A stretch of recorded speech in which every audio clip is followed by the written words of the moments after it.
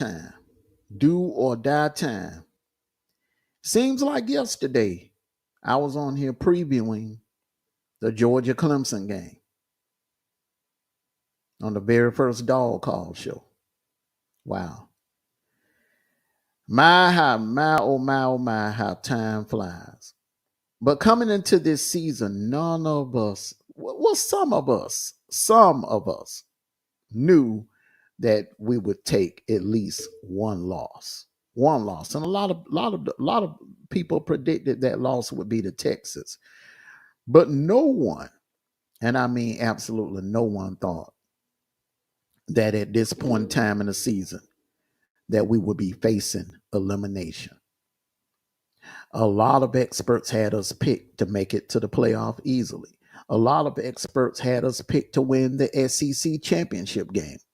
A lot of experts had us picked to win the national championship. We were preseason favorites to win the national championship. We were ranked number one in week one. And now we're at 11 in the AP. There's no telling what the committee is going to say later tonight. That unveiling is going to be later tonight. But tonight I'm discussing with you our chances of knocking off Tennessee and going into the playoffs. I think beating Tennessee, a win over Tennessee and a win over Georgia Tech would definitely put us in the playoffs. What do you think? That's what we're going to discuss this evening. The Georgia-Tennessee game, our chances of making the playoffs, and just going to do a reaction and a preview of Saturday night's game because this is going to be the biggest game in Sanford Stadium. This is going to be the biggest regular season game in Sanford Stadium history. And I'm including the 82 Labor Day opening game against Clemson in 82. I'm including that game against Notre Dame in 2019. I'm even including that game against Tennessee in 2022, 2 years ago. This game means more than any of those other games that I just mentioned.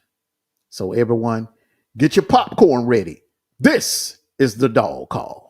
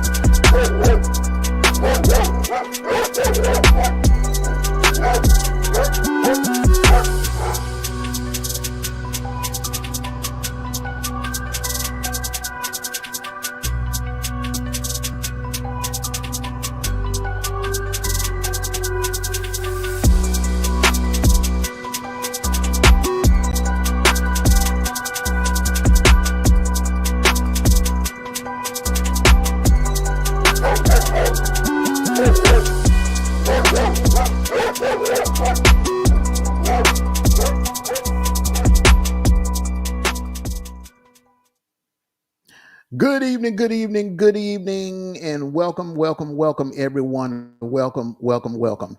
I'm actually pre-recording this live here before the college football rankings are unveiled this evening. So I really don't know at this point in time. I really don't know where we're going to be ranked in this week 12 poll. Okay, but one thing I do know, the AP has us ranked 11th, and I think the coaches poll has us at 10. So I'm not really complaining about that. I'm not really concerned about the rankings for right now. because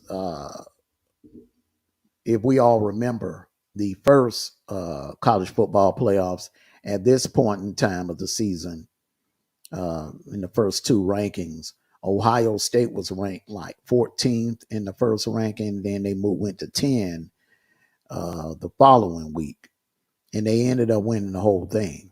So the only rankings that count is the final rankings in December, and we have to work to that. And it starts Saturday night, and that is my main concern, and that is what I want to discuss here tonight with you all.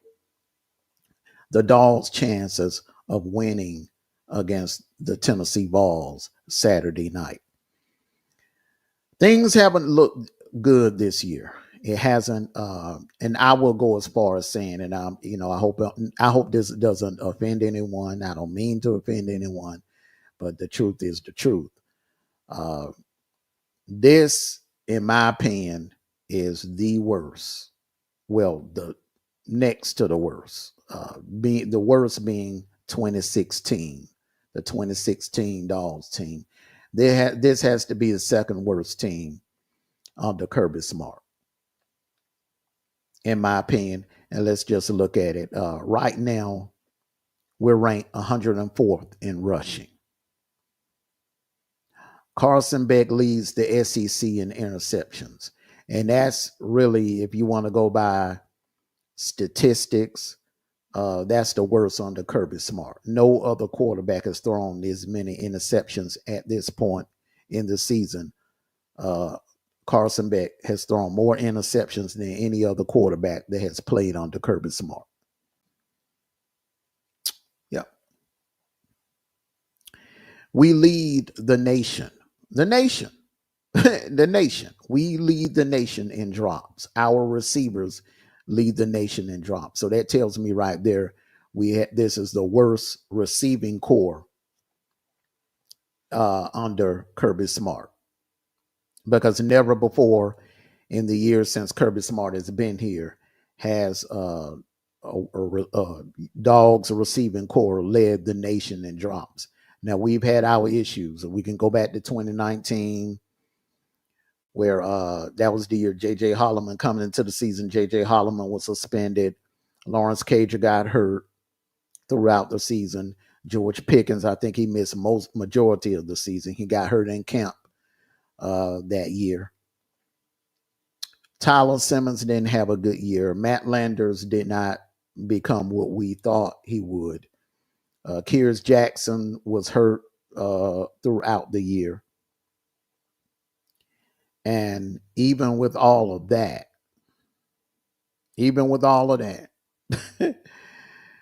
we still did not have as many drops as we do this year.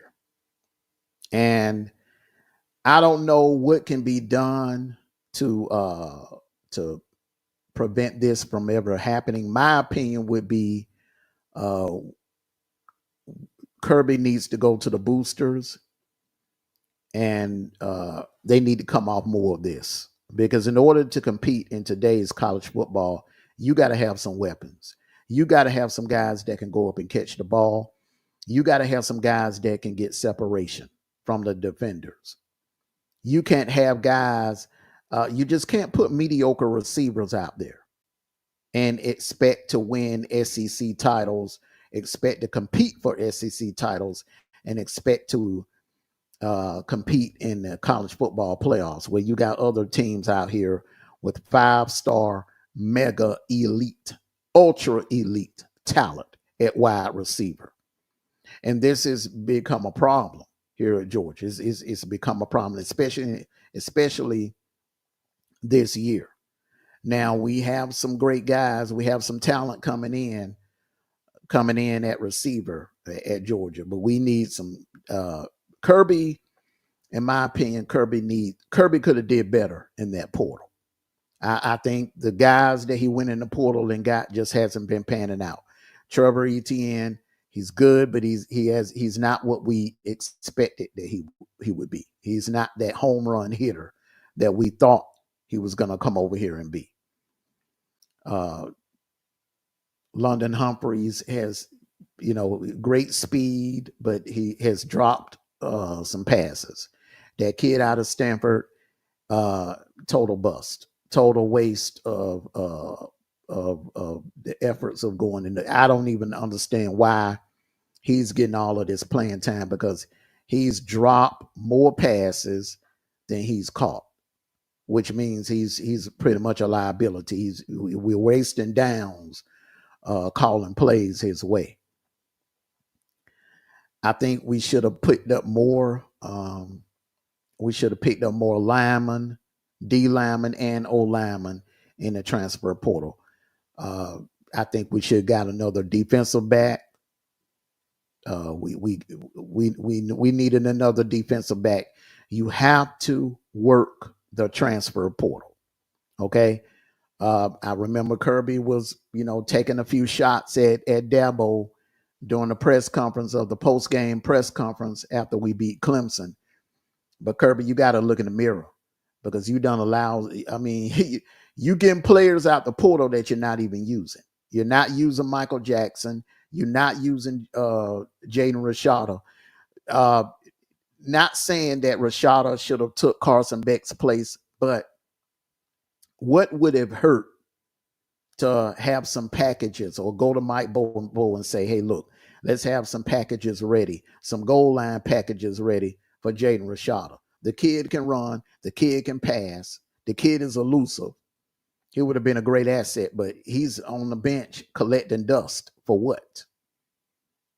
You paid him to come to Georgia, and you're not even using him. Michael Jackson. Michael Jackson made some great plays. He was a clutch player out there at USC. The kid has great hands. I've seen the kid play when he was at USC. You don't use him. You do not put him in the game. I don't understand the logic of getting players out the transfer portal and bringing them here and not using them. I just don't understand the logic behind that. But that's neither here or there. We're here. It is go time. It is elimination time. Win or go home. That's what it comes down to. It's do or die. If we lose, we are out of the playoffs officially for 2024.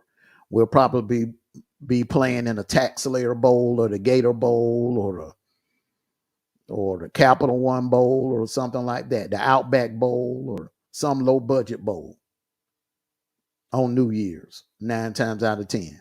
That's where we'll be playing it, because the playoffs are going to be on New Year's Eve. I think the quarterfinals are going to be on New Year's Eve. So we are definitely missing the playoffs if we can't beat Tennessee. So let's look at the tail of the tapes here.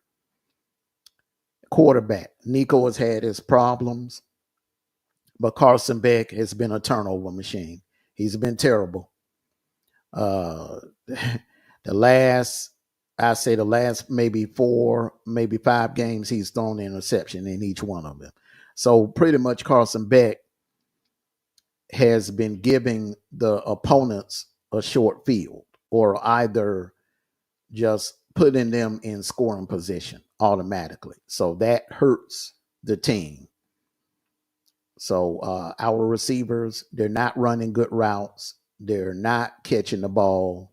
There have been times that Carson Beck has put the ball right in the hands of players, and they've dropped them. Dylan Bell put it a couple of times Saturday, ball right in his hands, and he dropped it. Love it. Ball right in his hands, dropped it. And I said it before, and I'll say it again. To me, in my opinion, the only receiver that actually improved, that I think that may be NFL ready, is Arian Smith. Arian Smith has had a good year this year. He's stepped up. He's the only one that stepped up. The other ones have regressed, including Lovett. Route running, running the wrong routes, dropping passes that he should have caught. Not having a good year. It is what it is. I'm not bashing players. I'm just calling as I see it, and this is how I see it. The running game has been obsolete. We're ranked 104th in rushing. Tennessee has Dylan Sampson. Tennessee has Dylan Sampson, in my opinion, the best running back in the SEC. right now. Hands down, it's not even close. So Tennessee is bringing something to the table that Ole Miss didn't even have, and that is an elite running game. An elite running game. You saw what he did to Bama. He was able to do something to Bama that we couldn't do. He ran all over that Bama D front. He was running over tied linebackers. He was running over tied safeties. He was doing, our running backs couldn't even get in the second gear on that same tied defense. But Dylan Sampson did. We've been okay against the run. Ole Miss got their running back last Saturday broke off some pretty good runs. He broke off some pretty good runs last Saturday, but he didn't have an explosive run, but he broke off some pretty good runs. I mean, like 8 yards here, 9 yards here, 10 yards there. Dylan Sampson, they're gonna have to tackle.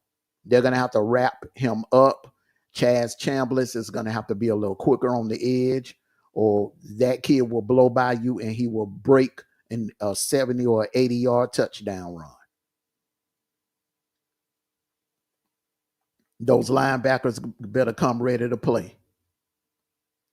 C.J. Allen, Raylan Wilson, Jalen Walker, you got to come ready to play. You guys got to come ready to play. You got to be ready to play. Malachi Starks, you got to tackle. You got to tackle. You have great ball skills. Don't get me wrong. But it's more to playing safety than just having ball skills. You got to be able to come up and hit players and get them on the damn ground. You won't survive in the NFL if you're not able to make simple tackles. All right. Pay attention to your assignment. You cannot blow your assignment, because on the next note here, Squirrel White. Now, we didn't see Trey Harris last Saturday. That is Ole Miss's elite wide receiver. Ole Miss beat us with their second tier wide receiver core. We didn't even see Trey Harris. Saturday, we're going to see Squirrel White. Squirrel White is a problem. Ask Bama. Look what he did to Bama. He torched Bama. Look what he did to Oklahoma. He torched Oklahoma. This kid is fast. He can get separation, and he's hard to bring down. Squirrel White is an elite wide receiver, and he's definitely going to be playing on Sundays. So you look at the tail of the tape, you look at receivers, advantage Tennessee. You look at the running game, advantage definitely Tennessee. You look at the quarterbacks, who would you rather take, Carson Beck or Nico? I'm a Georgia fan, but I'm not a delusional Georgia fan. If I had to take one of the two quarterbacks, it would definitely be Nico, because Carson Beck is a liability. He's a turnover machine. Nico has turned the ball over some, but not as much as Carson Beck. And the thing about it is, when he's not throwing interceptions, he's fumbling the ball, like he did against Bama and like he did against Ole Miss. He's not mobile. He can't extend plays. Nico can. Now, there's a question mark of Nico's health. How healthy is he? Well, can't really go by that as well. And that may have something to do with the 9.5 point spread by Vegas. Can't really do anything about that.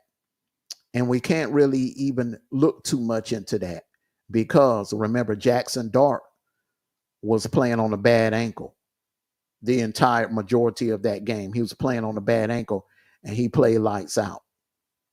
He was running all over the place. He went in the tent, went in the dressing room. We thought he was done. He came off limping. Everybody in the stadium thought he was done for the day. I don't think that would have made a difference, because that backup quarterback played lights out. The backup quarterback, I really do honestly believe that backup quarterback uh, would have won the game for Ole Miss.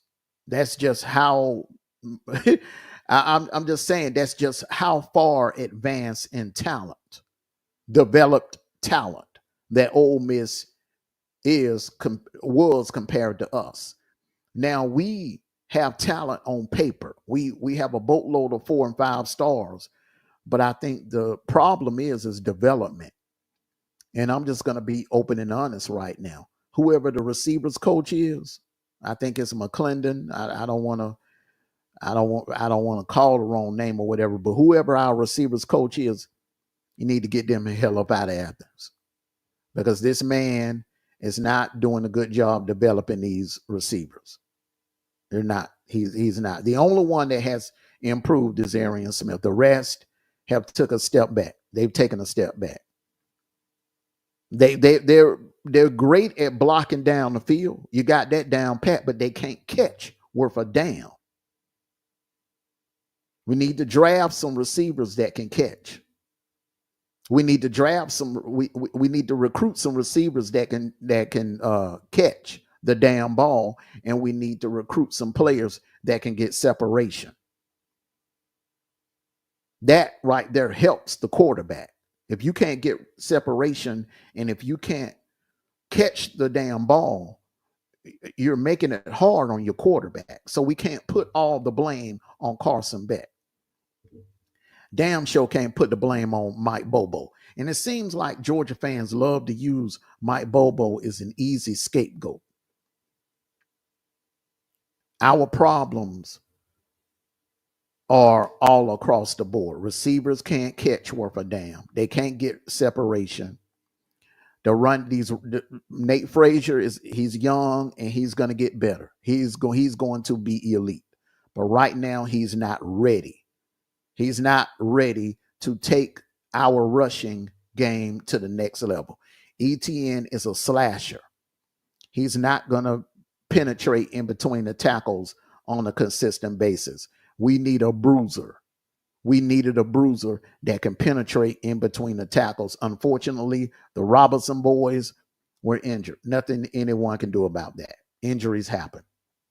But that O-line, that offensive line has been a huge disappointment. A huge disappointment. Now, I know we got hit with injuries with Tate Ratledge, and I know the center went down. Now, Bobo's son came in my opinion, did a damn good job when our starting center went down. So that has not been an issue. Losing our center has not been an issue. There's been no bad snaps that I can remember. No bad snaps over the head or low snaps or anything like that. Nothing like that, okay, has happened when Mike Bobo's son came in the game. Michael Morris did a great job of coming in for Tate Ratledge. So that has not been the issue. What's really been the issue is Ernest Green. Now, I don't know. Ernest Green hasn't missed any playing time. He's played in every game this season. But he's played terrible. He's getting his ass kicked every Saturday on a consistent basis. The Clemson game, even the Tennessee State game, he was getting his ass kicked. The Mississippi State game, he was getting his ass kicked. Every game that we played, Ernest Green has been getting his ass kicked on their left side. That's a problem. That is going to be a problem because that kid that Tennessee has coming in, that pass rusher, oh, you thought that Ole Miss had a pass rush? You ain't seen nothing yet. Tennessee pass rush is even more elite and more vicious, and they can get after the quarterback. And this notion that, oh, it's just a bad game. It was just a bad game. Ernest Green, no, the guy is,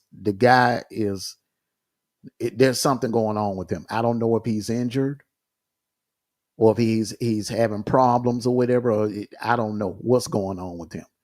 But that old line played terrible Saturday. But Ernest Green has been a serious problem all season. All season. Now the special teams, the special teams has been great. The special teams has been great. That has not been an issue. The secondary has done their job. Now, are they elite like the secondaries the last 2-3 years? No, but they've done their job. They've held their own. The problem, and a lot of people want to point fingers at the secondary. The problem is when you have a quarterback that's giving the other team extra possessions, that can weigh in on the defense. That can affect the defense. But I will say this: the defense did their job Saturday. The defense here did their job Saturday.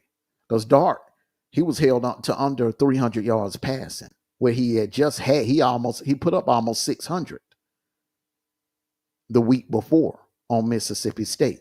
I'm sorry, on Arkansas. A very good Arkansas defense.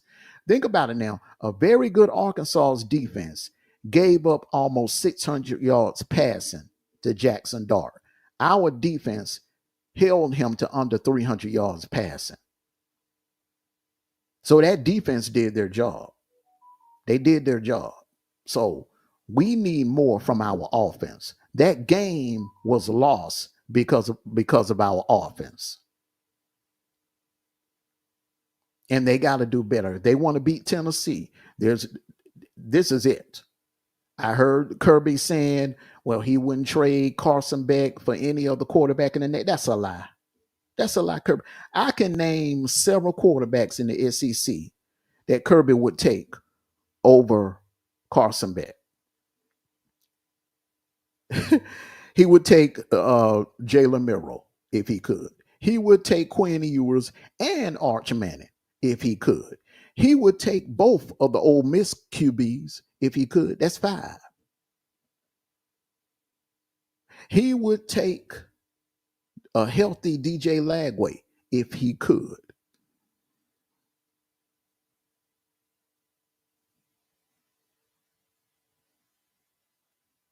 The kid up in South Carolina is improving. He extends drives. He had a turnover issue the early part of the season, but he's gotten a lot better. He's improved. That's the thing about a quarterback. When you know you got a good quarterback, when he improves as the season goes on. Our quarterback is getting worse as the season goes on. More dumb turnovers, more bad decisions, more interceptions as the season goes on. Now, with all that being said, you let me know in the comment section. Do you think that Georgia's going to beat Tennessee? Now, I know the game is in Athens. It's a night game. But Sanford Stadium can't go out there and win. Sanford Stadium can't win the game. It's the personnel. It's the personnel. Some people talk about, well, it's a light switch. Georgia's going to turn on a light switch, but it's the same players. It's the same players. It just may be lack of talent. Hopefully, I'm wrong. I'm hoping that I'm wrong. Now, I'm a Georgia fan, and I will never pick against my Dogs. And I'm going to pick my Dogs to pull off. In order for Georgia to win this game, they're going to have to play an even better game than they played against Texas, because Georgia was elite on one side of the ball. They was elite on defense, but on offense, they played crappy. And it was sloppy. Receivers were running the wrong routes. Running backs were not able to get penetration. Etienne had an okay game, but he was still held to under 100 yards.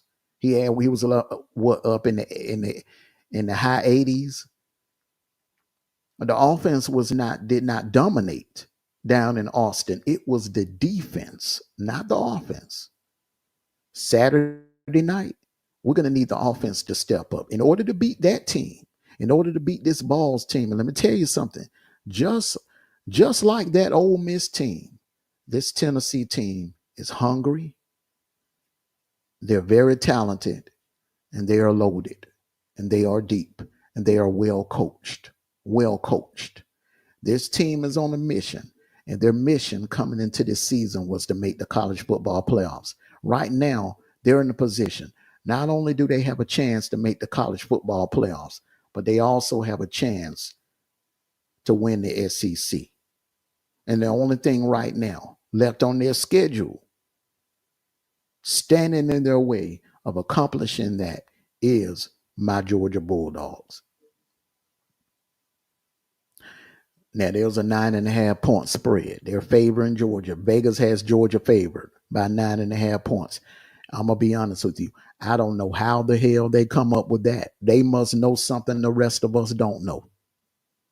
They must know something the rest of us don't know. Because honestly, I don't feel good at all about that. I don't. After what I've been seeing, and I'm not just talking about what I seen last Saturday, but I'm talking about what I've been seeing the last 3 or 4 weeks. I don't feel comfortable about that 9.5 point spread, but we will see. Now, I will tell you this. Other than Alabama, that Tennessee defense has not really been tested. NC State is not a test.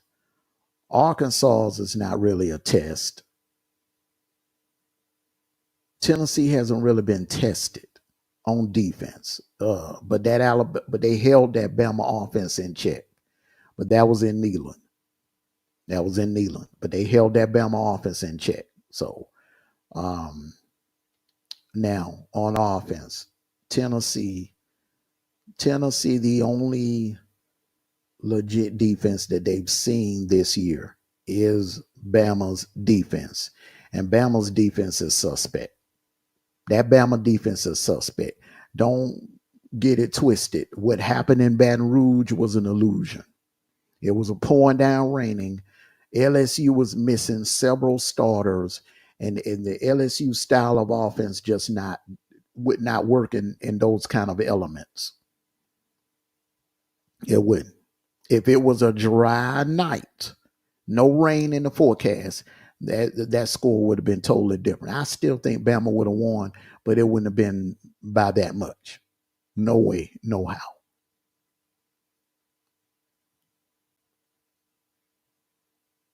So that makes you wonder, how good is Tennessee? Is Tennessee a better team than Texas? Because Georgia went to Austin and did what they did to that Texas team. Do you think they could do that to this Tennessee team in their own backyard in Sanford Stadium? I want to thank all of you for coming out. This has been a dog call. Just wanted to come on here and do a preview and a reaction of the matchup between Georgia and Tennessee. This is a very, like I said it earlier, and I'm going to say it again. This is the most important home game since I've been in this world. In my lifetime, this is the most important game ever played in Sanford Stadium. This game is for a shot at the playoffs. Georgia win, they're in. They're in. With this strength of schedule they have, if Georgia wins this game, they're in. All they got to do is win this game. And in order to win this game, they need to do something that they haven't been able to do all season. They need to play 60 minutes. 60 minutes of football. Not 30 minutes, not 40 minutes, not 20 minutes, not 50 minutes. They need to play 60 minutes. 60 minutes of football. Georgia can come out and play 60 minutes of football, limit the turnovers, make Carson Beck make better decisions, and quit playing hero ball. Then Georgia could win this game. They could win this game. And I think they could beat anybody in the country if they followed that blueprint. I want to thank everyone for coming out. Make sure you hit that like button, leave a comment in the comment section. Do you agree with me? Do you think if Georgia can come out, limit the turnovers, limit the mistakes, Carson Beck made better decisions with the ball, do you think Georgia could win this game? Leave your prediction and your score prediction. I'm going to go ahead and give you my score prediction. I'll say, and it's going to be a good one. Tennessee is going to score some points, but I think Georgia will as well. I'm going to say somewhere around the range of 28-20 Georgia. Because I'm thinking it's going to be something around that range. I think that defense is going to come to play Saturday. That defense is going to come to play Saturday, and I think that O-line is going to come out ready to play on Saturday as well. That is also going to be the key. How will that O-line come back? Can they get off the mat and respond on Saturday night?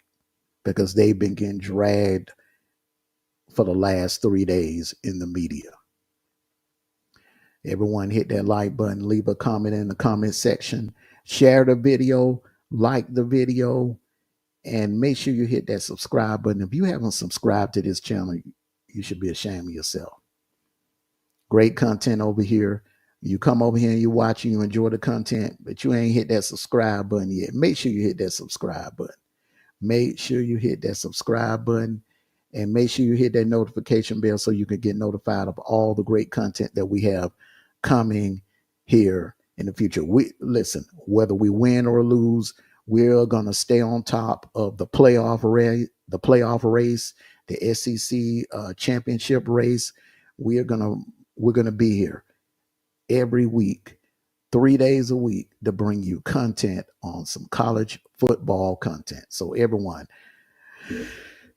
get your popcorn ready. We are in the middle of November, and it is getting tight. We got 6 teams with 2 losses. And this thing, don't be surprised, this thing could turn into maybe a 5-way or a 6-way tie in the SEC, and it could come down to some tiebreaker system. The same thing that we all thought was going to happen in the ACC, now it looks like it's going to be SMU and Miami. It looks that way here in the SEC, though. It even worse, a 5-way or a 6-way tie. Wouldn't that be something? All right, everyone. Thank you all for coming out. I'm Armando Black. This has been a Dawg Call. And no matter what happens Saturday, it's forever and always go Dogs. Sick 'em. Woo, woo, woo. See you all tomorrow on the Dawg Call.